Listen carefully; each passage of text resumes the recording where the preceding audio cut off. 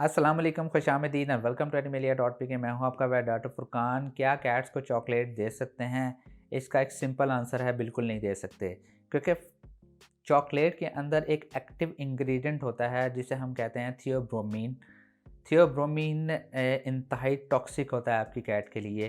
वो आपकी कैट के जो हार्ट रेट है उसको कम कर सकता है, उल्टी करवा सकता है, मोशन वगैरह आ सकते हैं। इसके अलावा आपके एनिमल की जो वॉक वगैरह है वो भी अब नॉर्मल हो सकती है। ये बहुत ज़्यादा टॉक्सिक होता है। आपने अपने पेट को बिल्कुल भी कोई भी चॉकलेट नहीं देनी। एहतियातन कोशिश किया करें। जगह अगर आपके घर में छोटे बच्चे हैं तो छोटे बच्चों को समझा के रखा करें कि आपने अपने पेट को क्या देना है, कौन सी चीज़ें उसके लिए टॉक्सिक हैं, कौन सी उसके लिए सेफ़ हैं। अक्सर कार बच्चे चॉकलेट खा रहे हैं, कोई बिस्किट खा रहे हैं, कोई भी ऐसी चीज़ जो वो खुद खा रहे होते हैं तो अल्टीमेटली वो अपने पेट को भी दे देते हैं।